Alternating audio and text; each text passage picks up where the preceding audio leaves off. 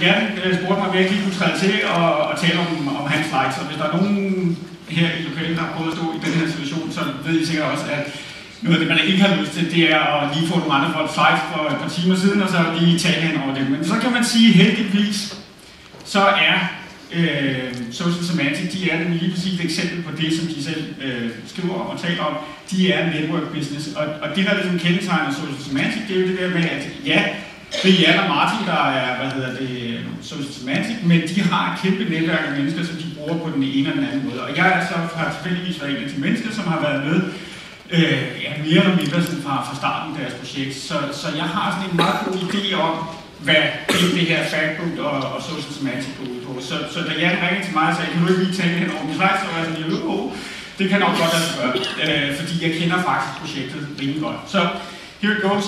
Jeg prøver lige at tage 10 minutter og kvarter omkring de ting, som Jan gerne vil have talt noget om.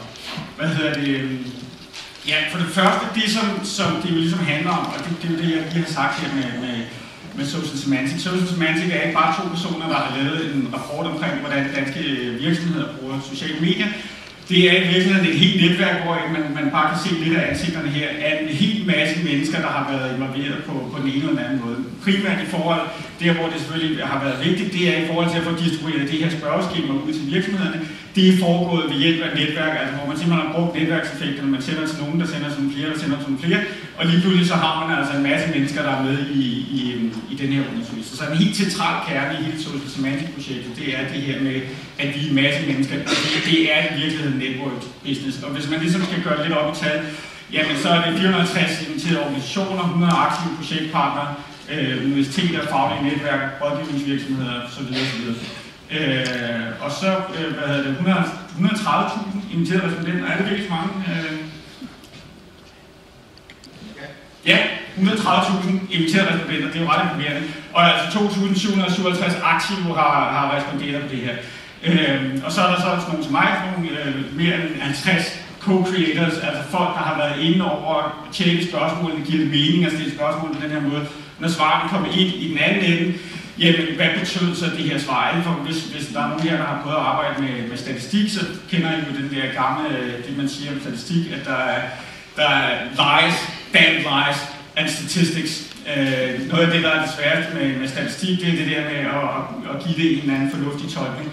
Så det hvor Social Semantic virkelig har brugt det her netværk, det er til at sige, jamen, nu er der 17%, der siger, at de bruger sociale medier strategisk. Hvad betyder det? Er det godt eller dårligt? Hvad sammenligner man det med? Altså i virkeligheden er statistik jo ret meningsløs ting, fordi det er bare tal. Statistik er jo først interessant, når det bliver sat i en sammenhæng, og det er blandt andet her netværket i meget høj grad er blevet brugt. Så det er jo lidt af projektet, det som man kan sige, der nok er den væsentligste konklusion, som også er en af de ting, første gang jeg så tal, så tænker jeg, jamen det er det, som nok er det mest interessante i Social Semantic-rapporten. Det er det her med, at der er en kæmpe kontrast mellem på den ene side danske virksomheders forventninger til sociale medier, og på den anden side ressourcerne, eller man siger, det der så i virkeligheden foregår ude i den virkelige verden. Og der er jo lavet 2 Social Semantic-rapporter. Den første kom i 2011, den anden kom i 2012. Begge gange har man spurgt virksomhederne om, de bruger sociale medier forretningsmæssigt i virksomheden. Og i 2011 var det 66%, der sagde ja til det. Det var ret imponerende på det tidspunkt. Men i 2012 er der altså 82% af danske virksomheder, der siger, at de bruger sociale medier aktivt. Her skal man så lige igen, hvis man lige skal skyde lidt statistik ind, der kan være en lille smule rekrutteringsbias i den måde, som rapporten er lavet på igennem hele den her netværksrekruttering. Så at sige, at det lige præcis er 82% af danske virksomheder, der arbejder med sociale medier, er måske en lille overdrivelse. Men i hvert fald så det, man kan konkludere på grund af det her, det er, at når man spørger ud i landskabet af danske virksomheder, så er der en overvældende mængde af danske virksomheder, der siger, ja, vi arbejder strategisk forretningsmæssigt med sociale medier. Og der er så i øvrigt, hvis man så spørger dem, jamen, det er noget, I gør nu, men har I også tænkt at fortsætte med det? Ja, så er der 92%, der siger, ja, det vil vi fortsætte med, og vi vil endda bruge det endnu mere i fremtiden. Så billedet af danske virksomheders brug af sociale medier, det er næsten alle bruger dem, og alle folk siger, at det kommer vi til at bruge endnu mere tid på i fremtiden. Men det, som ligesom er faktum, det er det her med, at når man kigger ned i tallene, og det er det, der er interessant i rapporten, og nu har jeg altså fået rapporten, prøv at kigge ned i detaljerne, så vil man også kunne se det her, jamen, når det kommer til stykket, så er der faktisk ikke noget mandskab, der er ikke nogen tid, der er ikke nogen penge, der bliver brugt på det, og der er strengt taget ikke nogen plan. Hvis man kigger på tallene, så vil man kunne se, at, hvis man spørger om, hvor mange personer i organisationen, der arbejder med sociale medier, så er det langt den overvældende del, der siger, at det er 1%, eller en person i organisationen, der arbejder med sociale medier. Og det er lige præcis også mit billede. Jeg arbejder ud over at lave sådan noget som det her, og skrive bøger, så arbejder jeg også som konsulent og kommer ud i en hel del virksomheder på den ene eller den anden måde. Og det er lige præcis også det billede, man får. Der sidder en studentermedhjælper eller en meget ung medarbejder i kommunikationsafdelingen, eller nogle gange sågar i IT-afdelingen, og opdaterer virksomhedens Facebook-sider. Det er altså den ene medarbejder, som man ser her i statistikken. Der er altså virksomheder, der har lidt flere medarbejdere ind over det her, men det er altså, der er en helt klar tendens til, at der bare ikke er særlig mange medarbejdere i virksomheder, der arbejder med sociale medier. Hvor mange timer bliver der brugt? Jamen igen, 44% siger, at det er mindre end 5 timer, så det er ikke særlig mange mennesker, det er heller ikke særlig meget tid. Hvor mange penge bruger man det out-of-pocket beløb, altså hvor meget bruger man altså til konsulentfirma, til at købe teknologi, eller hvad det nu kan være. Jamen det er også igen langt en overvejende del, siger, at det på årsbasis er det altså under 5.000 kroner, man bruger på sociale medier. Så og i forhold til det her med den samlede plan, jamen så i forhold til sociale medier, så er der 58%, der arbejder med sporadiske tiltag og ikke en klar strategi. Eller det her med, som der står, man har et par medarbejdere, der tester på mål for, uden at der egentlig er en rigtig deadline. På mobilområdet er det 60%, der siger, at de ikke har en samlet plan, og de planlægger ligesom hen ad vejen. Og i forhold til cloud computing er det 59%, der siger det samme. Så det man kan sige, ja, der er en kæmpe kontrast mellem, mellem hvor meget de store forventninger, og hvor meget man så faktisk bruger på det. Men det man også ligesom kan se ud af tallene, hvis man sådan begynder at dykke ned i det, det er det der med, at man i virkeligheden langt hen ad vejen betragter sociale medier som en gratis marketingkanal. Altså, der er mange, der ser sociale medier som det her sted med, nu har vi lavet brochurer, vi har lavet tv-reklamer, vi har lavet printannoncer osv. Nu har vi fået sociale medier, og det er virkelig bare blevet et nyt sted, hvor vi kan pushe vores envejskommunikation ud, og så er det jo super fedt med sociale medier, at det er gratis, så vi behøver ikke bruge nogen penge på det. Og det kan man også se ud af tallene, og det er i øvrigt så også det, som hele min præsentation, den præsentation, som jeg holder lige lidt, det er i princippet det, der handler om, det her med det her perspektiv på, jamen, hvad er det for et ændret syn på kommunikation og forretning, man i virkeligheden skal arbejde med, hvis man skal arbejde seriøst med sociale medier. Den måde, Jan ligesom illustrerede det på her i sin præsentation, det er virkelig det her med, at hvis man kigger på Telenor og på hele den der storm, der ramte Telenor, jamen det var i virkeligheden, hvis man kigger lidt på, hvad der var der skete, så Telenor, det der ligesom tænkt, jamen Facebook, det er i virkeligheden bare endnu en marketingkanal. Det er et sted, hvor man kan sende sine marketingbudskaber ud, man kan fortælle om sig selv, man kan fortælle om ens nye produkter, men man tænker ikke rigtigt på Facebook som et sted, hvor folk pludselig begynder at tage den anden vej, og hvor man skal forholde sig til kundeservice og kundeproblemer og nye forslag og alt det gang ting. Altså hele den der network business-tankegang, det var ikke den måde, man tænkte på i Telenor, og det betød, at man blev ramt af den her storm, da folk ligesom pludselig havde noget faktisk at sige til virksomheden.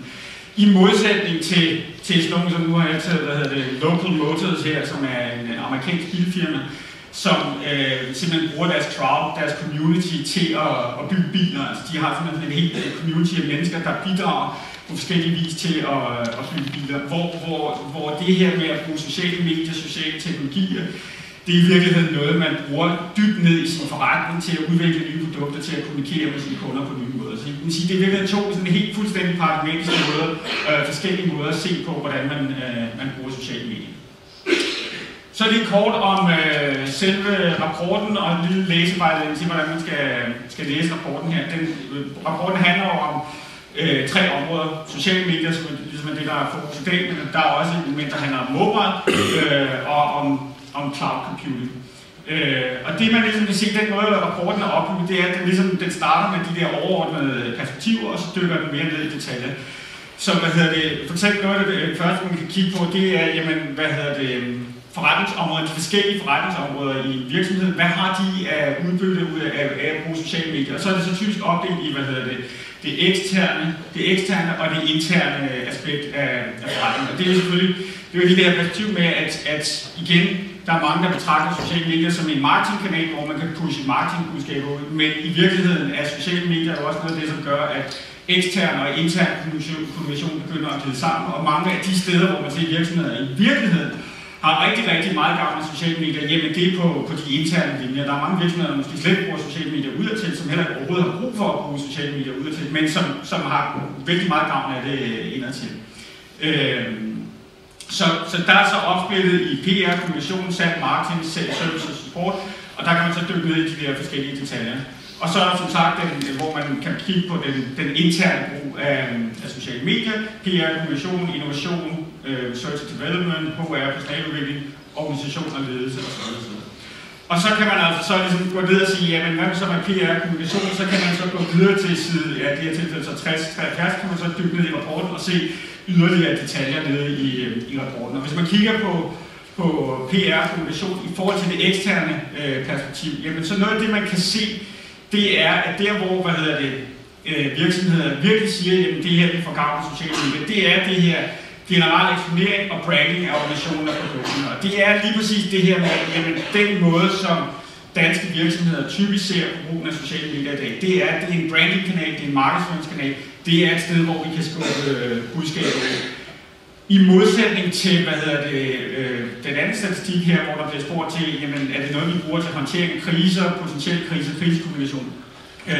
Det er der 15% af virksomhederne, der siger. Det er jo egentlig lidt interessant, når man ligesom kigger på, hvor mange kriser virksomheder nu har haft Danske Bank, vi har Telenor, der kommer hele tiden, og der vil komme massevis af sådan nogle historier i fremtiden. Det er jo egentlig interessant, hvor mange af de kriser, der opstår og eskalerer på de sociale medier. Alligevel er det kun 15% af virksomhederne, der siger, at de bruger sociale medier til at håndtere kriser.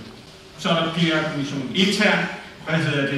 Igen sige det her med, hvis man skal kigge på én ting, som sociale medier virkelig er gode til, jamen så er det sådan noget til at arbejde internt i virksomheden, altså forandringskommunikation, inddrage medarbejdere osv. Jeg har selv været med til at ske af den slags projekter. Og der er der, altså, det er faktisk kun 20% af virksomheden, der siger, at de bruger sociale medier på den her måde her. Så lige kort omkring mobile. Der er, hvis man kigger på virksomhedernes samlede udbytte af mobile og apps osv., der er 35% af virksomheder, der siger, at de har udbytte af det mobile område i dag.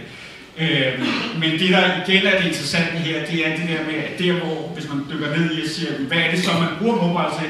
Jamen igen, så er det den her idé om, at man kan bruge apps til at skabe branding for virksomheden. Og det er muligvis nok en af de største vildfarelser i erhvervslivet i dag. Det er den her idé om, at hvis man laver en app, så brander man sin virksomhed. Altså man glemmer det her med, at når folk bruger deres mobiltelefoner og installerer en app, så har man måske 10 apps max, som man bruger på daglig basis, og alle de andre apps, det er nogle, man bruger 1 eller 2 eller 3 gange, eller hvad det nu kan være.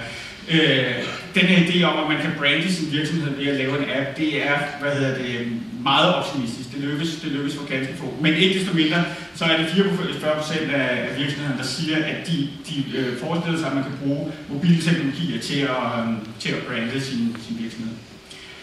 Så det er meget kort, håber jeg lige kunne træde ind for Jan her, lige præsentere rapporten, se hvordan interesserer, hvordan læser man, hvad er det de vigtigste konklusioner i rapporten. Man kan downloade den på webadresse der og støtte og følge projektet osv. Og så vil jeg i øvrigt ikke sige mere om Factbook 2012.